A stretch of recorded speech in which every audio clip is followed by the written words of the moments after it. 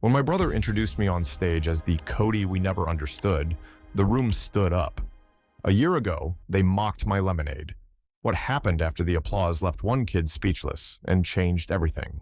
You ever been the guy nobody takes seriously? The one people roll their eyes at during family dinners and hand the plastic fork to like you're too dumb to hold a real one? Yeah, that was me. Name's Cody Maxwell, youngest of three, the one they talked over, not two. I worked warehouse shifts and ate lunch out of Tupperware while the others played financial hotshots and patted themselves on the back for opening spreadsheets. Mom, Joan, would sigh that heavy, disappointed sigh like I'd personally offended her with my existence. Why can't you be more like Kevin? He's regional VP now, has his own desk and everything. As if that was the gold standard of life, a mahogany desk and a fake smile in a glass office. My brothers, don't get me started. Kevin wore cufflinks and talked like he was running for office. Josh was a self-declared crypto guru who once lost $8,000 in a coin named after a dog. And me? I was the quiet one. The what do you do again guy. The Cody, you still working, there guy? The why is he dressed like that guy? At family dinners, I didn't even get a proper place setting. Real story. They'd give me the flimsy dollar store fork, while everyone else clinked cutlery, like a scene from a wine commercial. He's fine with it, Mom would chirp. He's always been simple. Let me tell you something. I wasn't simple. I was focused. I smiled, nodded, collected plates, played my part. Because when you start explaining yourself to people who already decided what you're worth, you just dig your own hole deeper. And trust me, I had bigger things to build than their approval. Back home, well, home was generous. It was just me, a mattress on the floor, and a rig of a machine I built myself. That thing hummed like a monster through the night, while I sat there writing code like my life depended on it. Because, well, it kinda did. They thought I was a warehouse lifer. They didn't know I'd been selling machine learning tools to Silicon Valley startups for the past 6 months. Quietly, on my own time. They didn't know that my inbox had 3 NDAs and a wire transfer confirmation from a VC-backed AI company with a valuation bigger than anything Kevin could dream of. They didn't know I just closed a $14 million acquisition deal. And you know what the best part was? I didn't tell them. Not a word. Let them keep their plastic forks. And then came the night I showed up in a Lamborghini. What happened next changed everything. You do not want to miss how this unfolded. It was one of those typical Sunday backyard cookouts, the kind where the sun's just a little too hot. The folding chairs are older than your childhood memories, and everyone pretends they're having a good time while secretly judging each other's choices in spouses, side dishes, and life paths. And me, I showed up, just like I always did, with a pitcher of fresh lemonade. Not the store junk. This was the real deal. Hand squeezed, chilled overnight. A touch of honey instead of sugar, sprigs of mint floating on top, like little green life rafts of dignity. You'd think I brought the Hope Diamond the way I held it. But the moment I set it down on the table, my brother Josh pounced like it was his one purpose in life. "Lemonade?" he said, loud enough for the guy 2 yards over mowing his lawn to hear. "Come on, Cody. You could have brought, I don't know, something useful. A pack of ribs, a 6-pack of beer, at least some decent chips." He chuckled like he was hosting open mic night at a barbecue. No one laughed, but that didn't matter to Josh. His jokes were meant to remind me of my place in the family hierarchy, somewhere beneath the cooler but above the dog bowl. I smiled, the kind of smile that says I see you without ever opening my mouth. Then, like clockwork, came Mom. Joan Maxwell, matriarch, master of passive-aggressive wisdom and deep sighs. She looked me up and down, worn jeans, scuffed sneakers, plain t-shirt, and tilted her head with that mix of disappointment and obligation only a mother can perfect. "Cody," she said, dragging my name out like it was a stain she couldn't scrub out of the carpet. "You're 32. When are you going to take life seriously? All this drifting around, it's time to think about your future." I nodded politely. Because what else do you do when someone looks you dead in the face and completely misses what's right behind your eyes? She didn't know I'd already closed escrow on a lakefront property 2 counties over. A house with polished wood floors, 2 fireplaces, and a backyard dock that caught the golden hour just right. She didn't know I just locked in my 3rd property investment that month. She didn't know I was already getting mailbox money from rentals while Josh was still arguing with his advisor over meme stocks and trying to get rich off speculative hype. And she definitely didn't know I'd just wired 6 figures to a nonprofit coding academy for inner city teens, because in her world, charity was just something people do for appearances, and you can't trust those places, Cody. They all waste money. She didn't know I'd met those kids, watched them light up when their programs finally ran, when they got to 3D print their first designs, when they saw a different version of their own future, one that didn't involve crime stats and system failures. But hey, I brought lemonade. That's what mattered, right? No one asked how I was. Not really. No one asked what I was working on. No one asked why I seemed so calm all of the time, like I knew something they didn't. And maybe that was the cruelest part of all. They just saw a guy with calluses and quiet eyes, a warehouse shift worker with no ambition, a simple soul, as Mom had once called me to her bridge club, probably while serving pie and pretending she didn't have a favorite son. She did. It was Kevin, the one with a Lexus and a second wife. But the truth? I'd been building something, in the shadows, in silence. While they were scrolling Facebook and arguing over politics, I was debugging code. While Josh was buying expensive supplements and calling it investing in himself, I was living on instant noodles and sacrificing sleep. While Mom was praying I'd find a nice girl and settle down, I was finding product market fit and scaling a platform with real traction. And now, the numbers were in. The deal was done. I'd sold proprietary back-end architecture to a Silicon Valley team that had no clue I'd built it alone. Between warehouse shifts, with a dollar store chair and a dying laptop, I fixed myself. $14 million. Signed, sealed, wired. But I didn't say a word. Not yet. Because here's the thing. Silence isn't weakness, it's strategy. I didn't owe them an announcement, a speech, or a rebrand. Let them sip lemonade and believe whatever they want. What they didn't know was that I already owned more equity than Kevin and Josh combined, and my next move would leave their jaws on the grass. And guess what? That move is coming. Stick around. The next chapter isn't just a twist. It's the moment the whole family finds out who Cody Maxwell really is. Christmas Day, the kind where the sky is crisp, the coffee's burnt, and expectations are low. Unless you're Kevin and Josh, who live for these family get-togethers just to flex a new watch or casually mention their latest bonus. I pulled up to the house slowly, deliberately, letting the low growl of the Lamborghini Aventador do the talking. That car didn't purr. It roared. It wasn't a vehicle. It was a statement. A 217 middle finger to every "when are you going to get serious" they'd ever thrown my way. It sat there on the curb like a panther lounging in the suburbs, paint glinting under the winter sun, matte black with orange calipers, and just enough chrome to make it clear this was no rental. This wasn't borrowed. This wasn't fake. This was mine. I stepped out slow, no rush. Tailored charcoal suit. Italian, naturally. Shirt so sharp it could cut through the silence. Shoes kissed by Milanese leather workers. And in my right hand, keys to something they had spent their entire lives trying to afford through promotions, debt, and denial. I walked up the familiar driveway like I'd done 100 times before. Only this time, the power dynamic had flipped. They just didn't know it yet. Kevin was the first to spot me. He squinted like he couldn't trust his own eyes. "Is that your car?" he asked, already rehearsing how to tell this story at work next week. Josh let out a sharp laugh, the kind you force when you're uncomfortable. "What did you do, Cody? Steal it from a dealership and hope they don't check inventory till Monday?" I stopped at the bottom of the steps, eyes calm, voice steady. "No," I said. "I bought it." Silence. Not the casual kind, not the pass the gravy kind. I'm talking dead air. Even the wind held its breath. Kevin blinked. Josh's jaw actually shifted slightly, like it needed to reprocess the word. And Mom, Joan, stood there in the doorway, her hands still clutching a Tupperware of cranberry salad. She froze so fast, you'd think someone had hit pause on the remote. "You what?" she asked, almost whispering. Josh echoed her, only louder. "You bought it?" Without a word, I pulled the folder from my coat. Sleek, crisp, black leather.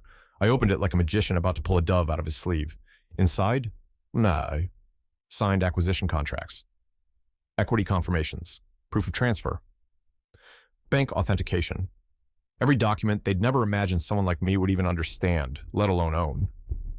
I held it out toward Kevin and Josh like a courtroom exhibit. They leaned in without thinking. Two sharks who smelled money but didn't know if it was real. Go ahead, I said, with a calmness I didn't have a year ago. Read it. Kevin flipped through the pages, his lips moving silently as he scanned.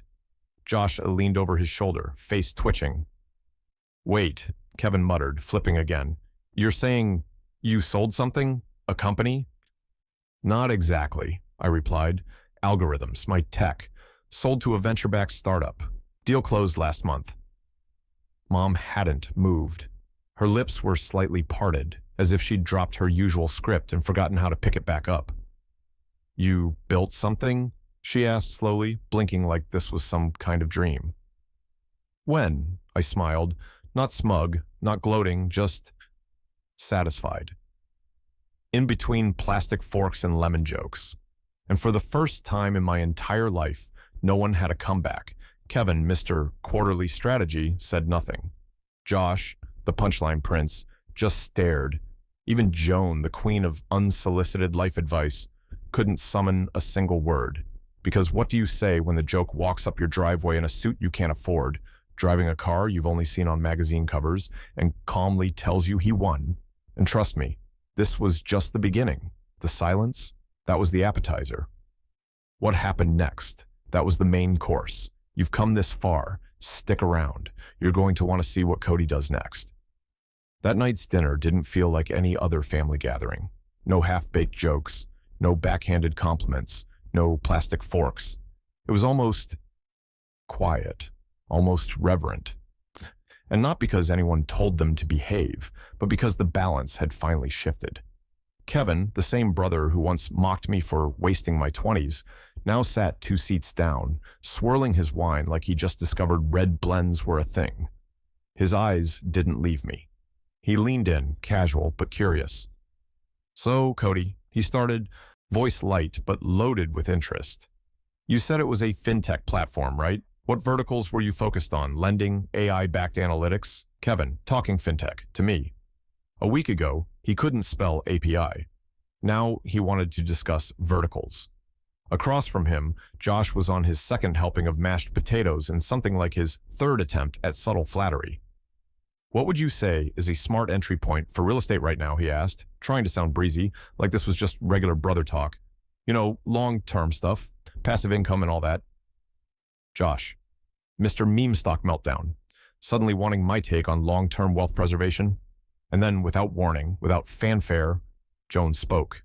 No speech, no lecture disguised as a compliment. Just her voice, softer than I'd ever heard it. I was wrong about you, she said quietly. You did it, and I'm proud of you. The words hung in the air like steam rising from a cup of tea. Simple, real. And you know what I felt? Not pride, not vengeance, not the smug glow people expect from the guy who proved them all wrong. I felt peace. No need to rub it in, no urge to gloat, because I wasn't there to win. I was there to live. And finally, I was doing that freely. Later that night, after the dishes were cleared and the goodbyes had been said, I stepped outside. The December air had that crisp bite, the kind that makes you exhale just to watch the steam. My Lamborghini sat parked by the curb, low and sleek, its matte finish catching the light from the porch like a sculpture on wheels. I looked at it, not with the awe I felt when I first saw it, but with the stillness that comes from understanding what it really means. Because that car wasn't the point. It wasn't the trophy. It wasn't the revenge. It was the symbol of everything I built when no one was looking. Every late night, every instant noodle dinner, every ignored comment at family dinners, every Cody's just a warehouse guy. Every when are you going to get your life together? That car was the sound of my silence turning into substance. I smiled, not because I had proven them wrong, but because I'd never let them steer me off course. I stayed true, quiet, focused, patient. They saw lemonade. I was building legacy. And this isn't the end, not even close. Because once you stop living for their approval, you start building the life you actually want. And Cody Maxwell, he was just getting started. Success is funny. One moment you're invisible, the next everybody remembers your name. After the Christmas dinner, the Lamborghini reveal, the stunned silence, the shift in the family dynamic, Cody thought he might finally have peace, that maybe, just maybe, the silence he earned would stick. But the thing about climbing the mountain, once people see you at the top, they start calling in favors. It started innocently enough. A text from a cousin he hadn't seen since he was 9. "Hey man, heard the good news. Been working on a business idea, solar-powered vending machines. Think we could talk investment?" Then came the email from an old neighbor. No greeting, no congratulations. Just a one-liner that read, "Be ashamed if people found out you ripped off your buddy's algorithm from high school. Remember Jason Tully? He might talk." Talk about holiday cheer. And then Joan, Cody's mother.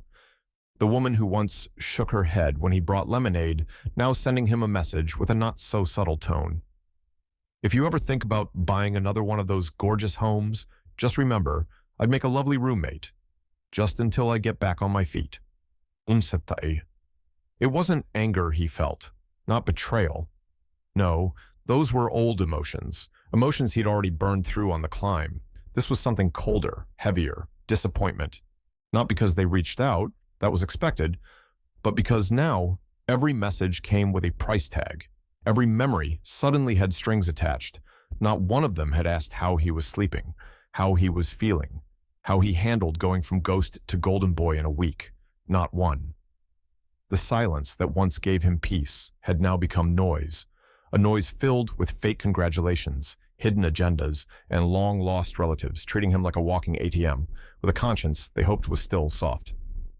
So Cody did the one thing none of them expected. He left. No goodbyes, no dramatic posts. He packed a duffel bag, grabbed a notebook, a laptop, and headed for the coast. A small town with no paparazzi, no board meetings, no last names that rang bells. Just waves, wind, and a front porch that didn't care how many zeros were in his bank account. He shut off the phone. No notifications, no alerts, no half-hearted apologies wrapped in backhanded compliments. And in that quiet space, for the first time since signing that deal, he began to write the next chapter.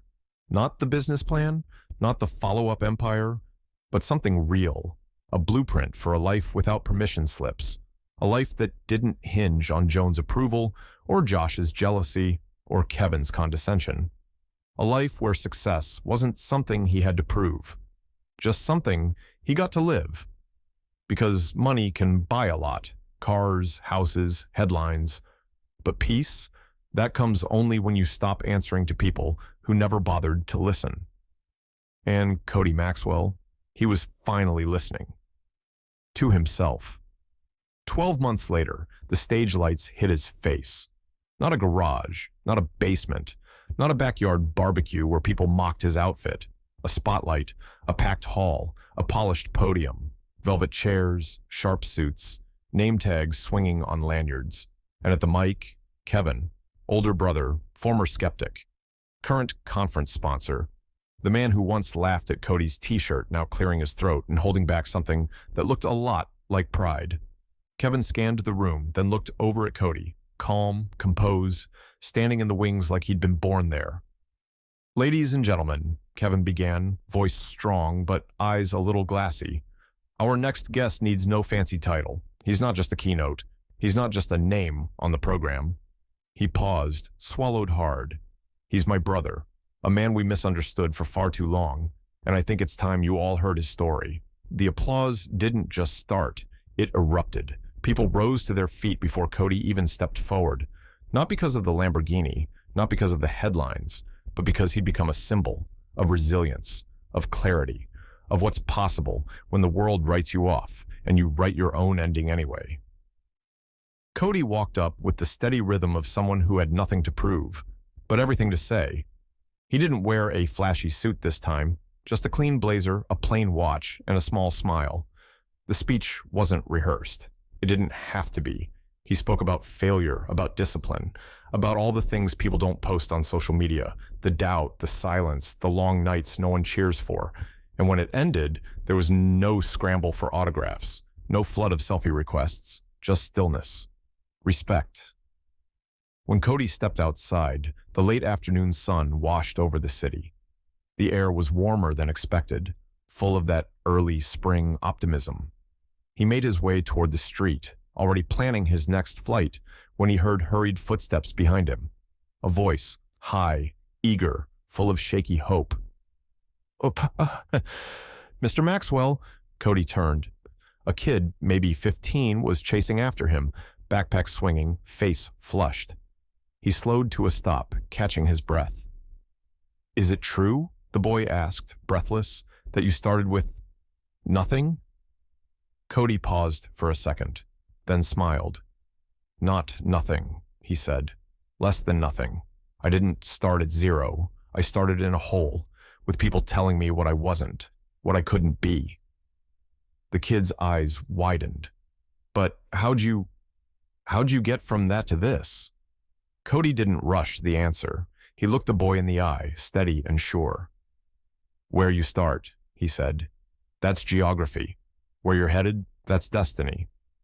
So don't spend too long measuring your routes, son.